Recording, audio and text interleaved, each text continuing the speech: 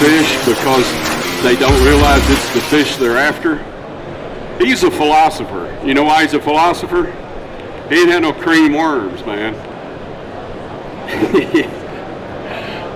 What I'm going to show you right here is called the tube worm.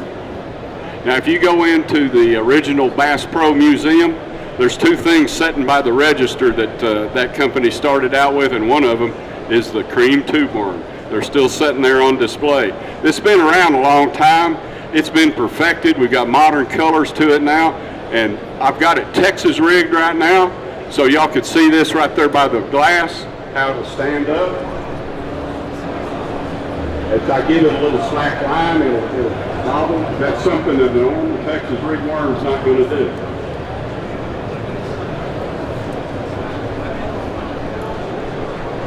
Now, if I want to Carolina rig this worm, which I just happen to have the right rig on for doing it, everybody wants to talk about putting styrofoam in a worm or whatever to make that dude float. Now we've got something that's going to be a whole new action for a fish.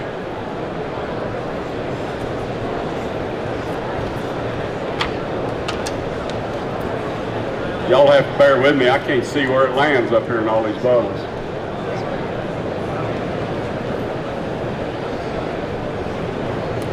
That ought to be close to the glass. So now you've got a worm that's hanging right up there in their face. I think I see a bass looking at it.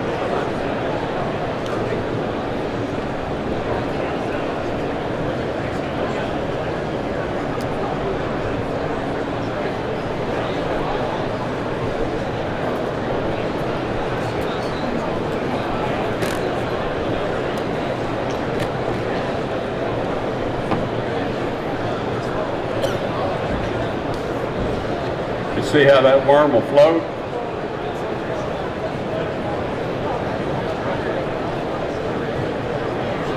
No, he tried to take it. Back to a Carolina rig, or back to a Texas rig, I'm sorry.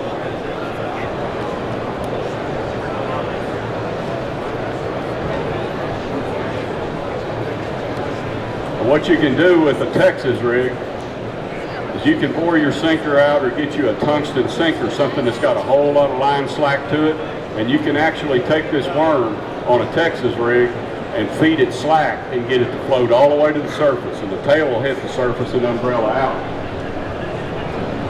I've got this set up kind of dual purpose. I can't really feed the line through that bobber stuff.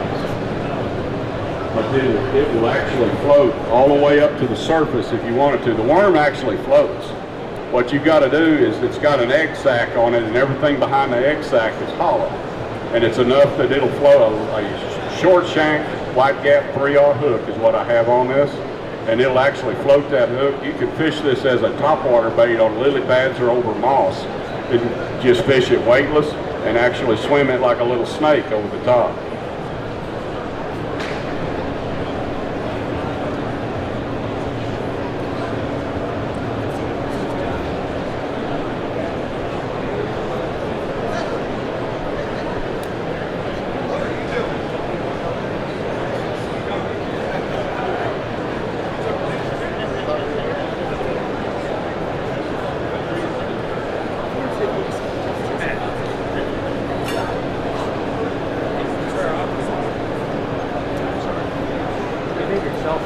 Okay? Now I'm going to step back and I'm going to re-rig this as a shaky head, and meanwhile Preuett up here is going to show you another bait with Creme Lures. It's a tube, it floats. The center of it is. What? The center of it's hollow, so it floats up in like a tube bait, and so it stands up.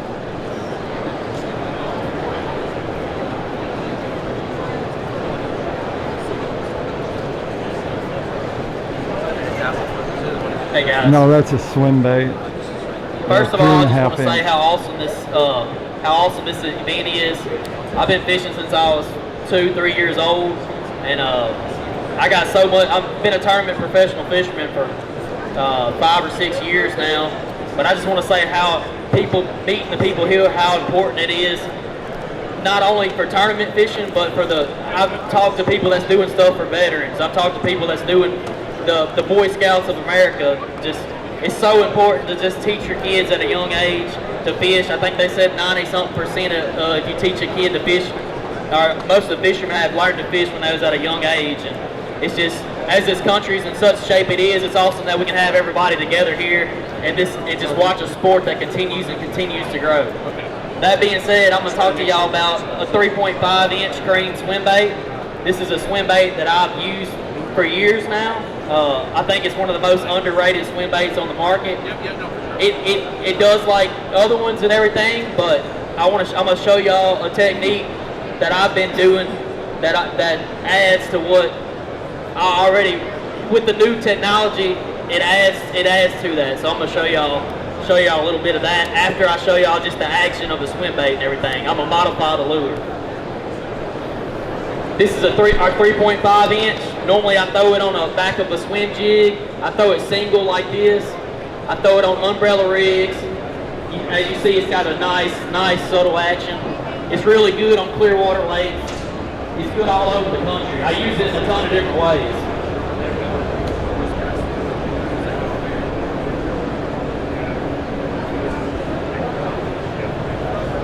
Umbrella rigs in the wintertime, chatterbaits. It's just my go-to. It's my go-to swim bait all over the place. I'm gonna make a couple more casts, and I'm gonna show y'all a new technique that I learned that I'm excited about with the forward-facing sonar. I don't know if that was a rock or a bass. I can't see that. All right, guys, y'all can see the action now and see what it does. But when you're fishing out there now, with the forward-facing sonar, I've started to learn that when you're fishing a school, I might catch 2 or 3 with this swim bait. Next thing you know, there's 5 or 6 fish under the boat, like that guy right there. So they get under the boat, and for years we think they might have just quit biting. That's why you sit on a spot for an hour long, and then all of a sudden you start catching them again. Well, what's happening is them fish is swimming from that school over there, and they're getting up underneath the boat. And I'm just now learning that, even being a professional angler for the last 10 years with the new technology, I'm just now learning how many fish actually come and get right underneath us. So one thing I've been doing, I guide on Toledo Bend and Sam Rayburn. I fish with kids a lot, and one thing is just putting fish in the boat. So with forward-facing sonar, I took this 3.5 Creme Swimbait, and I just simply bite off the tail. All right.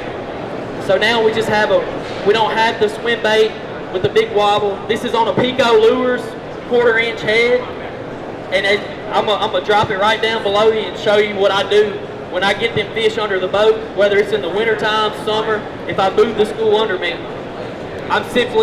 It's with a scope eye jig head. With this jig head, it actually reflects and shows up better on forward-facing sonar. So I get them under the boat, I simply pitch it down there. It's super subtle, as you can see when I just pop it, what it does. I think a fish done ate it. I don't know, I can't even see, but he did. He ate it. Look at it. See, guys, they're reacting to it already. They just haven't seen this action. You can sit there and shake it like this with my finger. It just makes it. This thing's been really catching fish for me, guys. I'm gonna pitch it out there in front of some other ones again. With the new technology, with that forward-facing sonar, the more and more you got to try to figure out how to catch these fish that are following it. You got to catch these fish that are getting up underneath your trolling motor. Look, I think another one must have it. Yeah, that's a fish. I feel him. I want to set the hook. That's in me, but she don't want to let it go. That one right there. Oh my goodness! Let it go, girl. Let it go, big girl. Come on, Tina, let it go, girl. There she is. She let it go. All right, as you can see, guys, these fish have been heavily pressured.